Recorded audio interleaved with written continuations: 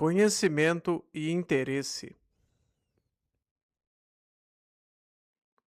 Fundação Editora da Unesp.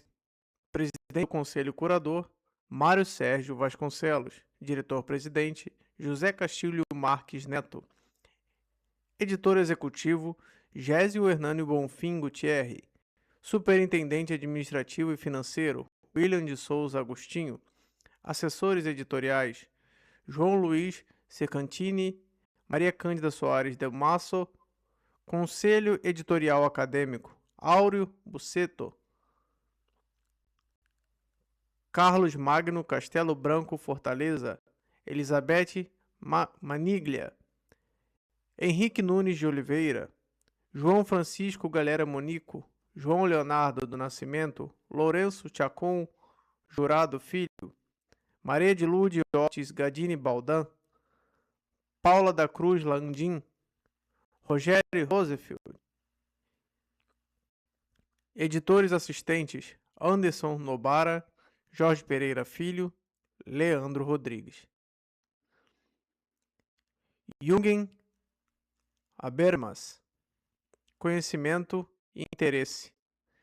Tradução e apresentação, Luiz Repa. Editora Unesp.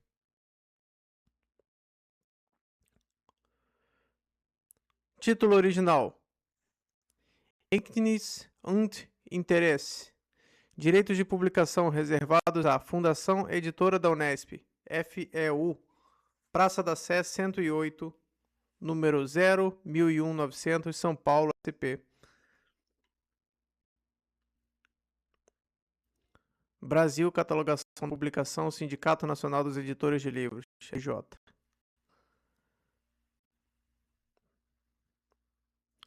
Editora afiliada, Associação dos Editores Universais da América Latina e do Caribe, Associação Brasileira de Editoras Universitárias.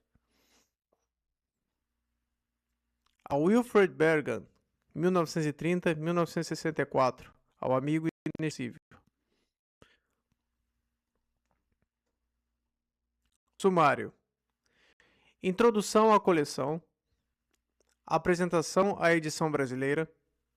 Prefácio. 1. A crise da crítica do conhecimento. A crítica de Hegel e Kant. Radicalização ou superação da teoria do conhecimento. A metacrítica de Marx e Hegel. Síntese mediante o trabalho social. 3. A ideia de uma teoria do conhecimento como teoria da sociedade. 2. Positivismo, pragmatismo, historicismo. Comte e Mach, a intenção do positivismo mais antigo. A lógica da pesquisa de Charles S. Peirce. A lógica da pesquisa de Charles S. Peirce. A aporia de um realismo renovado dos universais segundo uma lógica da linguagem. Autorreflexão das ciências da natureza, a crítica pragmatista do sentido. 7. A teoria de Dewey sobre a compreensão de expressões, a identidade do eu e a comunicação linguística.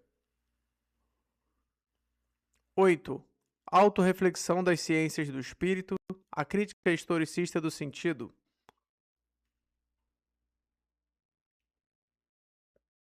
3. Crítica como unidade de conhecimento e interesse. Razão e interesse, retrospecto sobre Kant e Fichte. 10. Autorreflexão como ciência, a crítica psicanalítica do sentido em Freud. 11. O mal entendido, cientificista da metapsicologia sobre si mesma, sobre a lógica da interpretação universal. 12.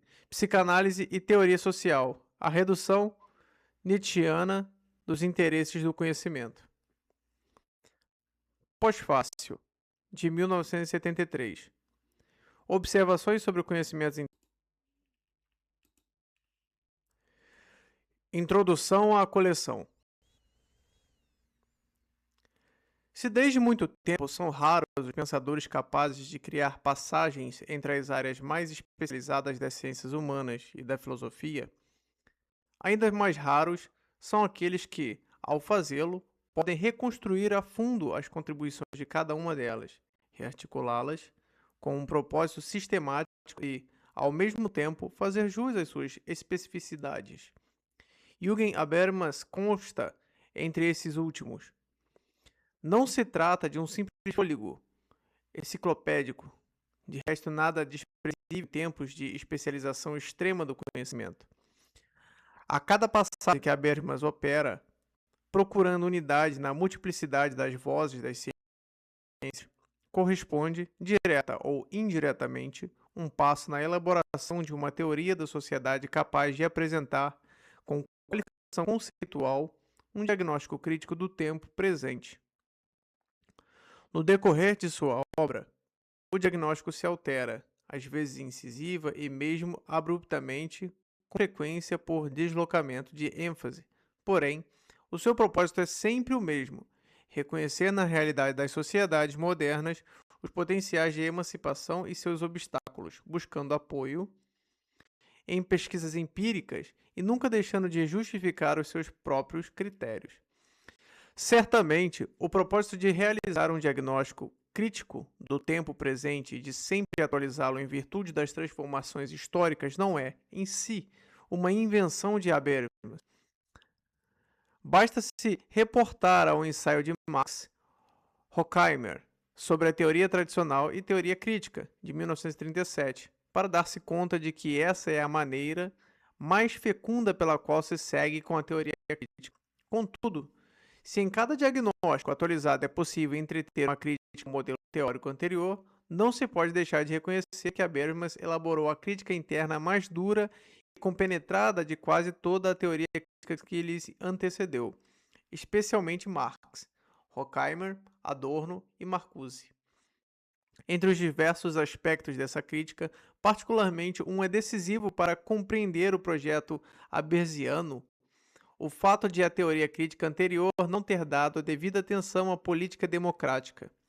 Isso significa que, para ele, não somente os procedimentos democráticos trazem consigo, em seu sentido mais amplo, um potencial de emancipação, como nenhuma forma de emancipação pode se justificar normativamente em detrimento da democracia.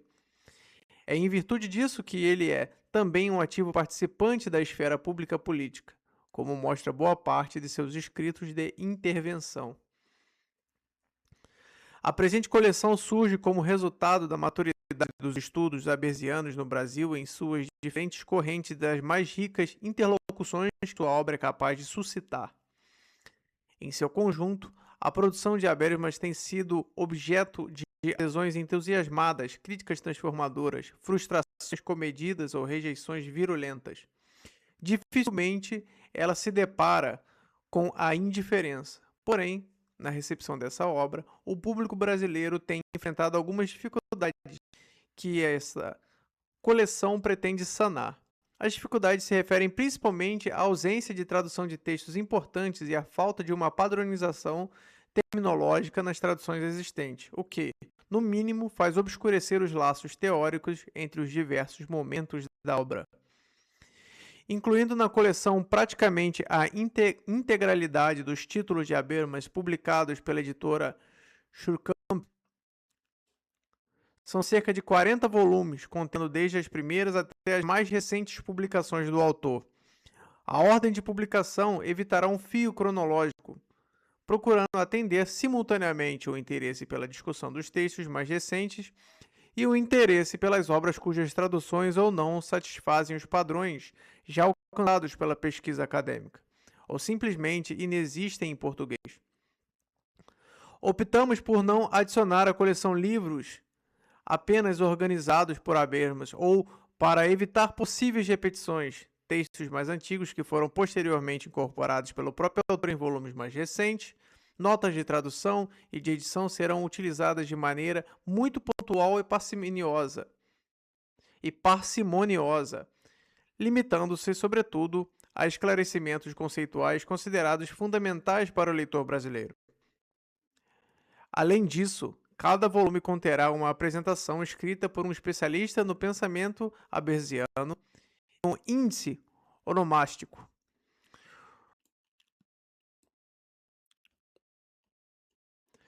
A apresentação à edição brasileira.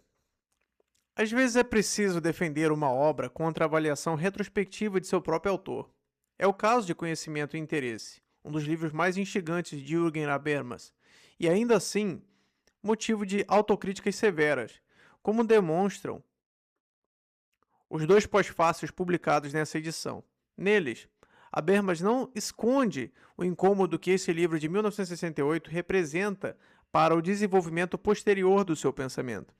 Tudo se passa como se tal obra representasse um grande fracasso, um mal-entendido congênito e uma estratégia de curto alcance. Por outro lado, o leitor atento não deixará de perceber que o livro tanto contém os desdobramentos que se seguirão depois, como também potencialidades de uma outra abordagem, não menos interessante, a começar pelo fato de que antecipa tendências hoje em voga.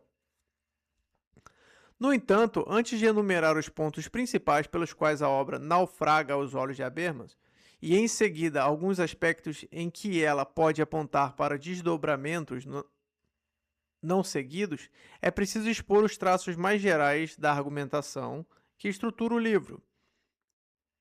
Se você achar que pode ser sério, me peça para ligar para.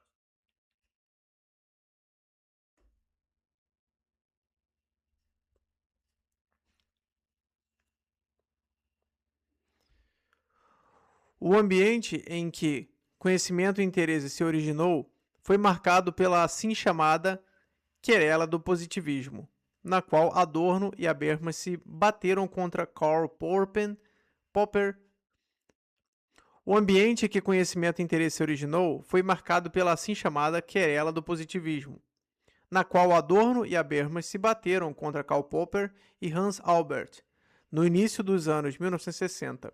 A obra de 1968 dá continuidade ao debate quando parte da premissa de que o positivismo significa, antes de tudo, a denegação da experiência de reflexo no âmbito da teoria do conhecimento. Isso implica a transformação dessa linha de pensamento filosófico na disciplina da teoria da ciência.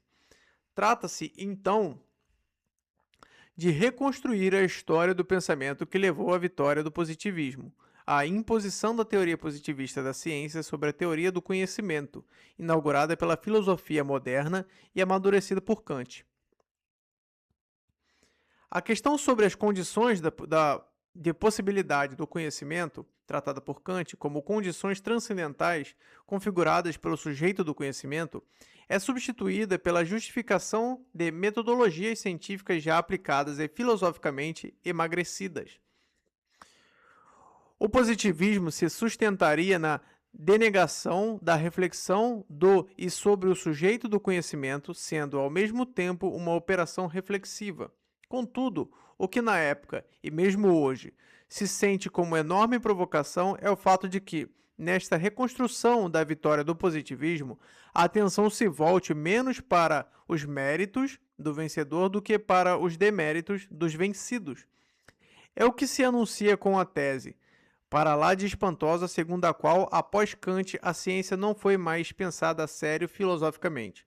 Em especial, isso significa dizer que nem Hegel, nem Marx, cujas críticas à filosofia moderna anterior poderiam ter levado adiante a teoria do conhecimento como teoria da sociedade, estabeleceram de fato um novo patamar para a investigação epistemológica. Pelo contrário, ambos suspenderam, cada um a seu modo, a validade do questionamento próprio da teoria do conhecimento. E, nesse sentido, contribuíram para o avanço do positivismo, que, por assim dizer, não tinham ninguém à sua frente. Ao mesmo tempo, os conceitos hegelianos de experiência, dialética, da eticidade e luta por reconhecimento, assim como o conceito marxiano de autoprodução da espécie por meio do trabalho social, são recolhidos como balizas tanto para a teoria social como para a teoria do conhecimento. Se, de um lado, Habermas quer corrigir o idealismo hegeliano pelo materialismo de Marx, Do outro lado, caberia evitar uma redução das lutas de classe ao âmbito do trabalho, mostrando que elas podem ser vistas também como lutas por reconhecimento e, além disso, não são estranhas a uma dialética da eticidade em que a identidade de cada um é determinada pelo outro que é renegado. O conflito social ganha, assim, uma dimensão normativa interna. Os envolvidos não se batem unicamente por interesses materiais na manutenção da propriedade e poder. Junto com isso, e mais fundamentalmente, eles se batem por e contra o congelamento das relações de reconhecimento excludentes, formas de vida ideologizadas que paralisam a gramática intersubjetiva. Mas, em primeiro plano, Habermas recolhe nesses conceitos os alicerces para a principal ideia a ser contraposta ao positivismo. O conhecimento das ciências, sempre no plural, é determinado de maneira quase transcendental por interesses da espécie humana em sua reprodução contínua. Trata-se aí de interesses condutores do conhecimento, que não se escoram em um sujeito transcendental, mas nas condições fundamentais de reprodução da espécie humana.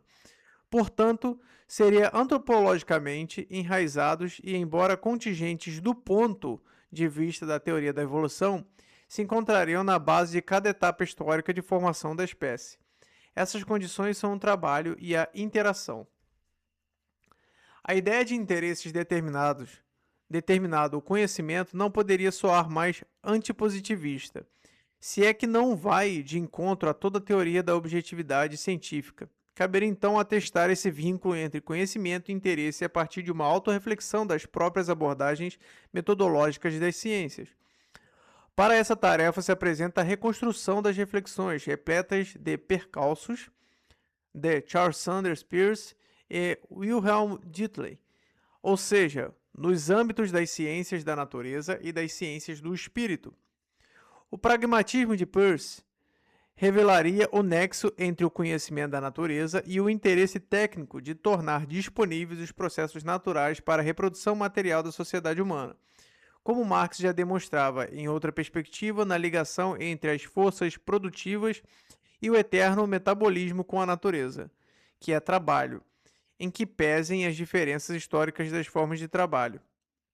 Dessa maneira, Habermas religa as ciências naturais ao interesse técnico próprio dos contextos de ação instrumental de trabalho.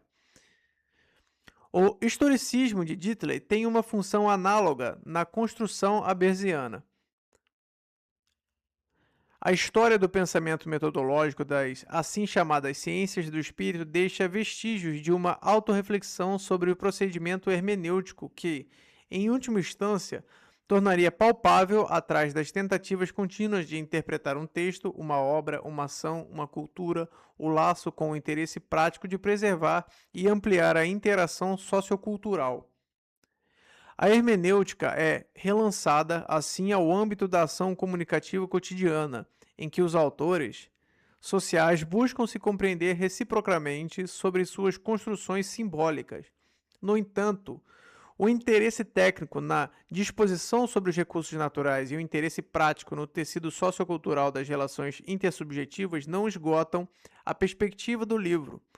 Pelo contrário, em muitos aspectos, e mais importante, o passo seguinte, em que Habermas apresenta o interesse pela emancipação como constitutivo de saber partido das reflexões metodológicas de Freud sobre a psicanálise, pois aqui se trata de lidar, em primeiro lugar, como um dos traços distintivos da teoria crítica, segundo o conceito de Max Horkheimer, formulara em seu escrito Teoria Tradicional e Teoria Crítica, de 1937. Para ele, a teoria crítica se distingue da tradicional, antes de tudo porque a primeira se determina intrinsecamente pelo interesse na emancipação, enquanto a segunda, como no positivismo, recusa toda a determinação de interesses como não científica por princípio.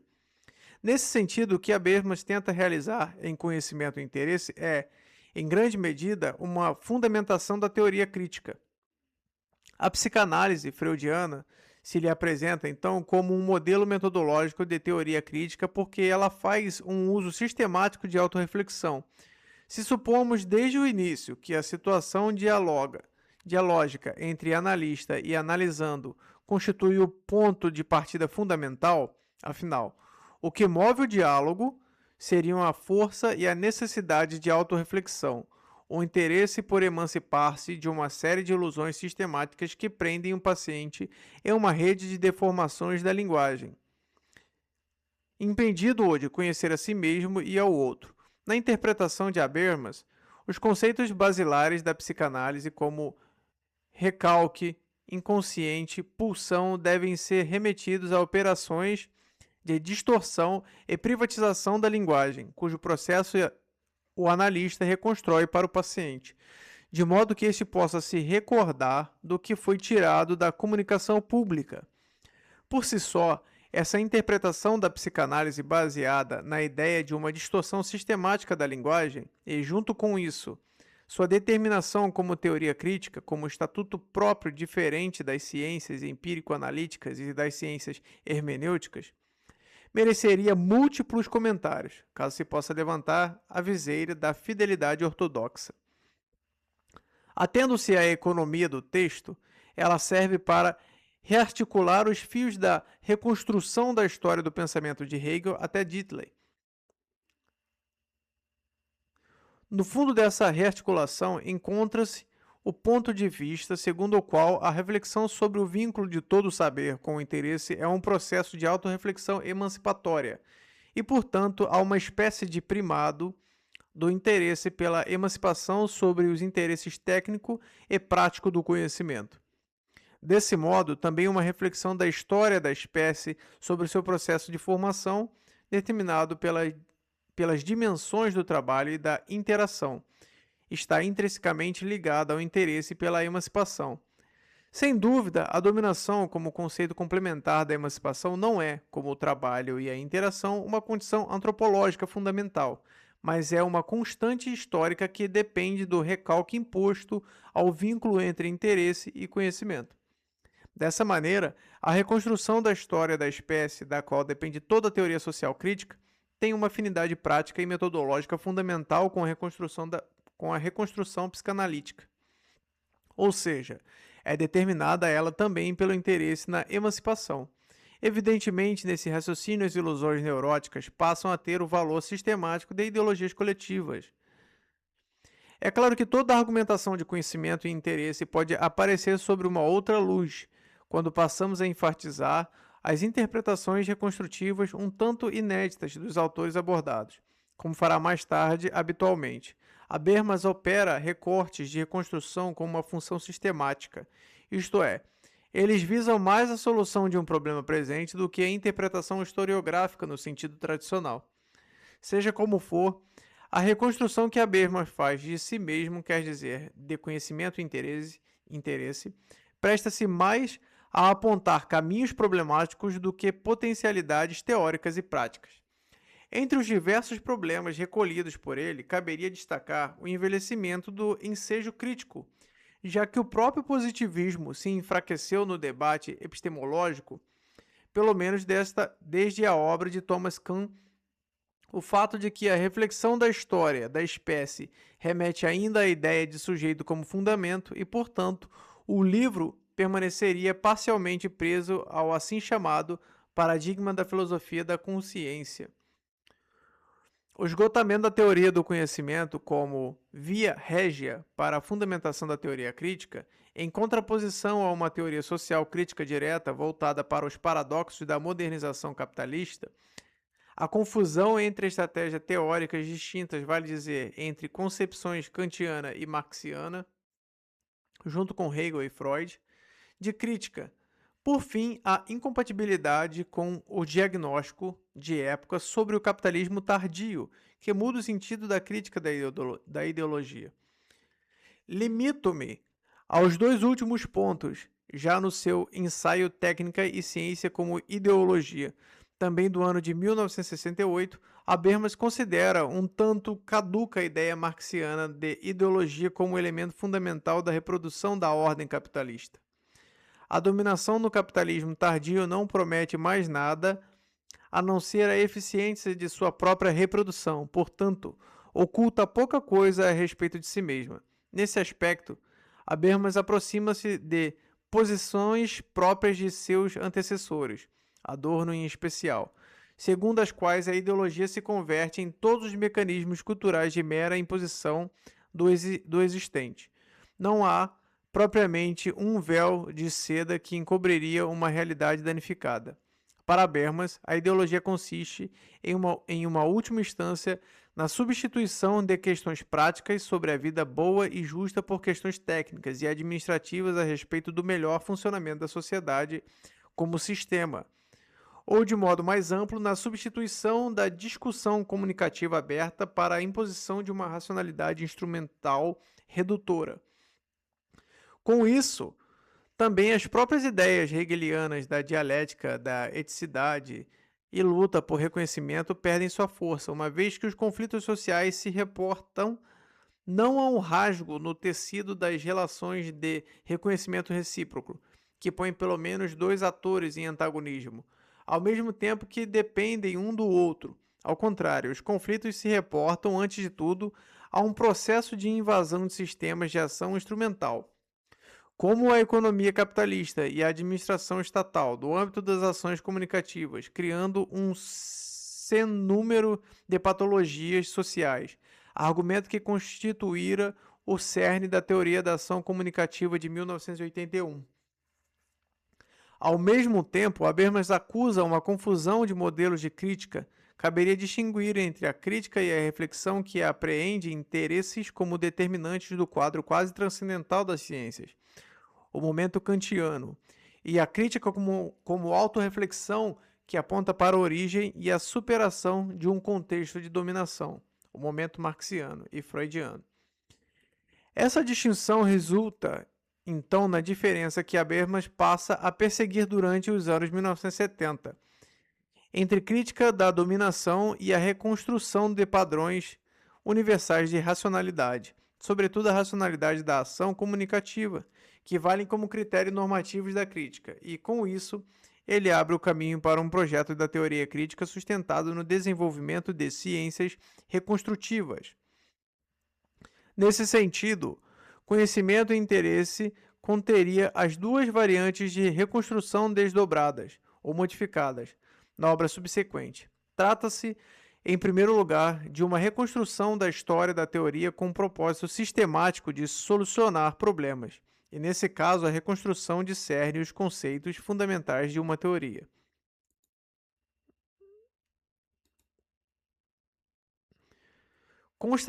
Contrastando-os com os rumos efetivos da teoria, no mais das vezes sob pressão histórica e ideológica, e as potencialidades não realizadas, no mais das vezes só perceptível retrospectivamente.